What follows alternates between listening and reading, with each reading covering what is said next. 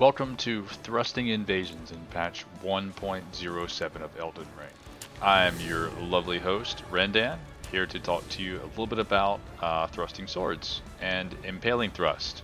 And the impaling thrust R1 combo. I know, very exciting, crazy combination, still really fun one. So Digistegus and a couple other content creators started putting out true combo videos about new things that are going on and new true combos after patch 1.07 Elden Ring. And obviously there are actually a lot of them because there's been a lot of weapon changes that have been going on. My favorite one so far, or one of my favorite ones so far, is actually just this very simple, true combo of the people, impaling thrust R1. Now you can combo it into more complicated chains. I think there's one with catch flame, impaling thrust R1. There's a jumping one and impaling thrust, and then catch flame. I don't know. There's several of them, but I've found that just the simple impaling thrust R1, without having to get too much more complicated than that, feels like the most organic, just easy to do true combo that I've found so far, kind of with thrusting swords in this. I don't want to get too complicated. I don't want to go for real fancy trick shots. That's not what I'm aiming for. I'm aiming for fun duels, fun invasions. So that's kind of what I'm going to be doing in this. I also recently put up another video that's narrated. It's kind of a two-part video series for this Friday. That's going to be all on invasions. So if any of you are watching this, or if anybody is watching this and is more interested on the invasion pieces of this patch, then you can watch that one again. It's about a 25-minute video, a little bit longer than this one. It's pretty good. I'm using an arcane build on that one. Not innately a blood loss build, it's more of an occult build, but it's pretty fun. And there is some blood loss to it, although I've never leaned into that. So there's that. I'm just showcasing some fun duels that I came across using this combo in. They're all a little different. Like this guy who's using the double grafted fist weapons, and then the Grand Sax Bolt, which was a very interesting build, very fun guy. So yeah, we'll go through some of them. Who would I be as a Souls player if I didn't show losses every once in a while? We all lose, it happens a lot. There's no inherent shame with losing. I lose sometimes because I played my best and I just got outplayed. I play people all the time who are better than I am and who have more knowledge of this game than I do. Sometimes I lose because I'm testing things out. Sometimes I lose because I made dumb mistakes. It happens very frequently. I would say in my invasions, I probably win 65 to 70% of them, but it depends on the days too. You can go through, and I have gone through, like whole days at a time where I just can't get anything to work out. And part of that is because I get, in my own head a little bit. Part of it is because the build that I've tried kind of theory craft together doesn't work. But it happens. And so if you're going to go into duels, if you're going to go into invasions, you have to keep in mind, no matter how well you play, no matter where you feel like you should be after the amount of time you put into these games, and I know because I put in, thousands, however many thousands into Dark Souls 3, Dark Souls 2, Dark Souls 1, Bloodborne, Sekiro. I have played these games. I have done the PvP in these games, yet I still make stupid mistakes. I still have things happen to me all the time. In this invasion, I was very well fought. I played very well. Guy's using kind of a fun build. It's a strong, but it's not a meta build, right? He's just using a great axe, and I'm using a thrusting sword, so inherently the weapon I have is better. But he has a lot of poise. He's playing very well. We're both playing pretty well in this. And in the end, spoiler alert, he beats me. It's close, but my point in this and saying that ahead of time is that this was a really fun duel. I had no issue losing this duel because he just played well and eventually caught me at the end and won. And I had a great time. I will take, if I fought every single time in duels and invasions like this, yeah, I'd want to win a couple. I would want to win a couple every once in a while. But if most of my fights were this and I still lost, I would be perfectly happy. You've got to be able to accept loss to have fun. So the next thing we're going to talk about is stamina management. Stamina is very, very important in both dueling and invasions. Probably more so, I don't know actually, if it's more important in dueling or invasions. Because obviously in invasions you have to deal with multiple people. But in duels, oftentimes you're playing very, very good people. So in this duel, I'm just going to showcase one small point. The duel is going very, very well, but I'm getting a little overconfident with it, and I'm being very free with my stamina to the point where I'm not really paying attention to how much I have, and that's kind of a problem because if you do not carefully watch your stamina, it can leave you in a place where you overextend yourself and you get stuck with no stamina to take a hit. Right there, see, look at my stamina, and I decide I'm gonna kill him.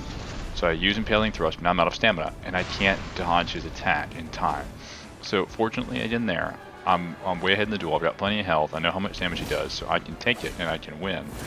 But if you're not careful, then, and you don't watch your stamina, you could easily lose a duel, lose an invasion, put you in a bad spot, so always keep an eye on how much you have.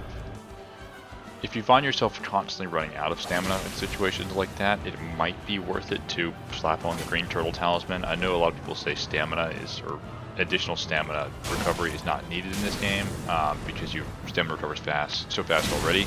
I have found a lot of times actually, especially with some larger weapons, that it can be very useful to have actually, and it really, I noticed, has allowed me to roll out of situations where I had no stamina that I probably had no right of rolling out of because I was not careful with my stamina management. So just keep it in mind, try it out, see if it works for you. This duel is a showcase of hyper armor. 2 thrusting weapons, 1 thrusting weapon is a heavy thrusting weapon. Mine is just a normal thrusting weapon, and right there, see that point? We both thrust at the same time, but again, always keep in mind, even if you're overconfident, that if you're playing somebody who has a more poisey weapon than you, even if you're able to play around them really well and beat them, if you're not careful and you start trading with them, you could lose. So it's important to know.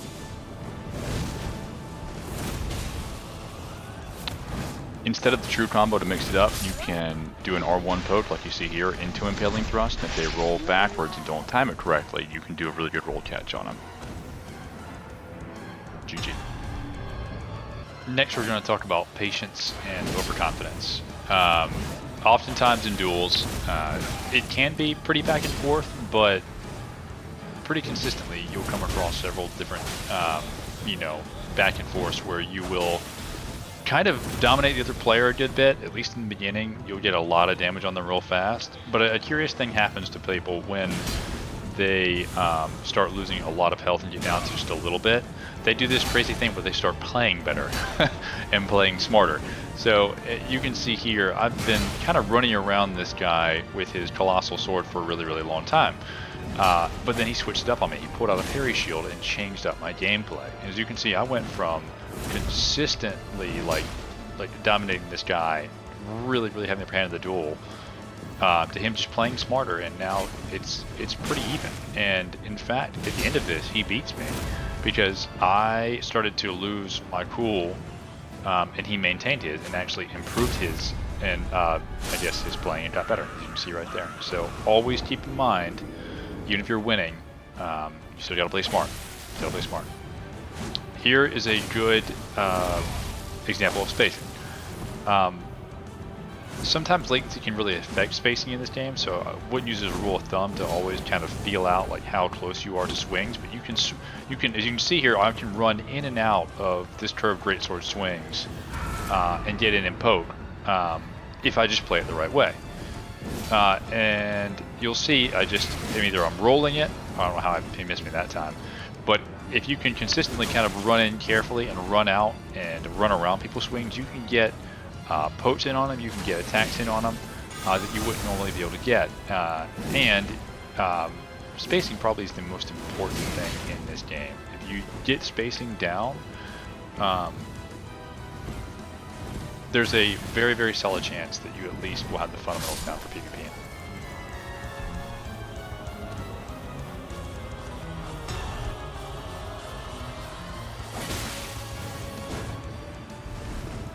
Here's just another demonstration real fast of the true combo. It's beautiful.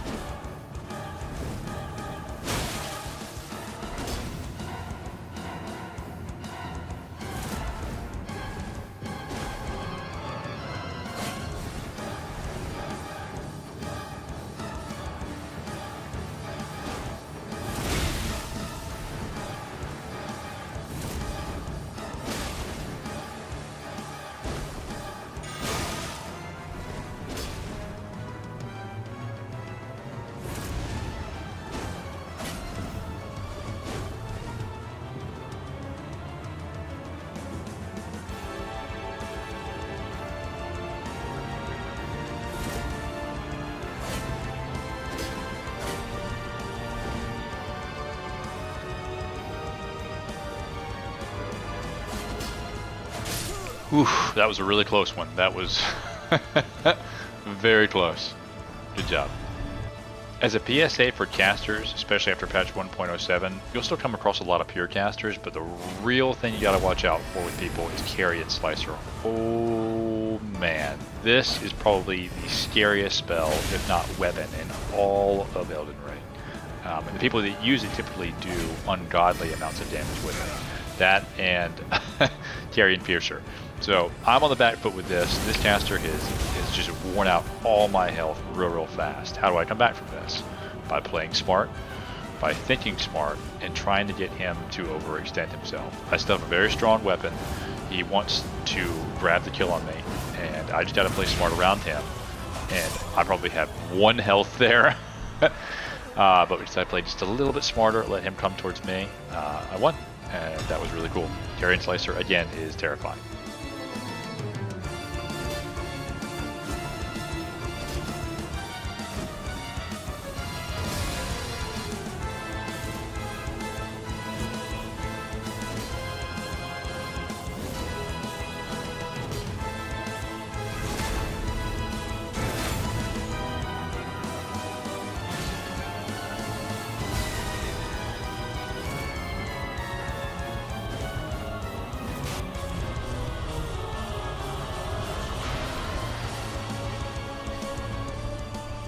Did you see that? Did you see it? He didn't think I was going to swing a second time. He thought I would roll out. Sometimes it really pays right there again to throw the second swing. They think you're going to move away and they want to get the damage on you. Sometimes it pays to swing a second time and throw them off guard.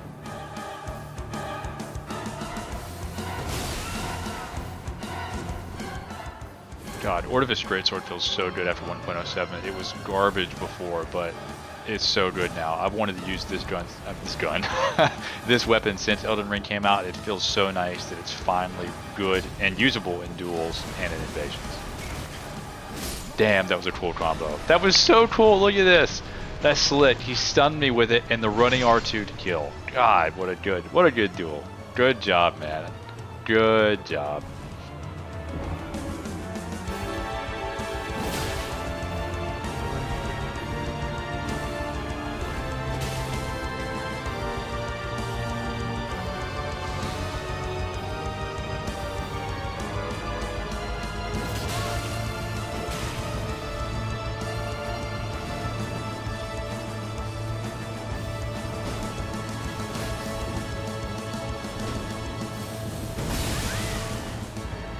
Look at the range the weapon art has now on Ordovis. It's so good. It goes so far. It can stun people too. Man, it's great.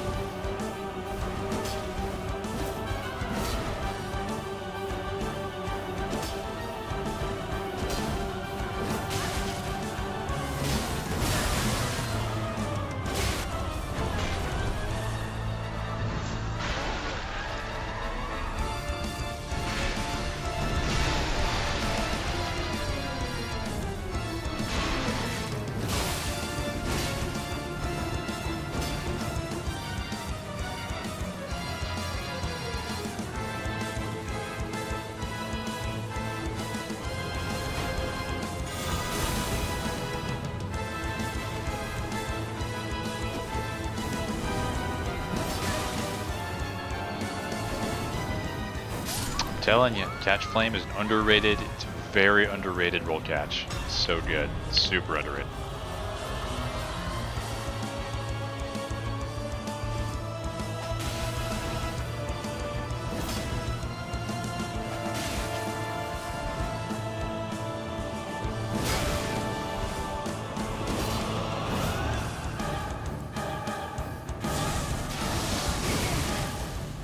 And that's the video. You get one more curved sword duel here, fighting guy using Ordovises, getting a little taste of my own medicine with that range on the new weapon art, or the upgraded weapon art I should say. I find curved swords aren't the best at duels, but they're pretty fun for kind of a run-in, run-out weapon. You can actually surprise people with it, it's pretty cool. Hope you enjoyed the video. If you did, feel free to like. If you want to subscribe, that's cool too. I just upload these for fun, so it's kind of my my thing to do. It's a project for me, and I enjoy it a lot. So I'm also uploading an invasion video at the same time this is going up. That one's also narrated. So if you're more interested in invasions and things like that, you can watch that instead. I'll be doing these pretty consistently moving forward, just because I really, again, really enjoy it. So hope you liked it. If so, stick around for more. Later.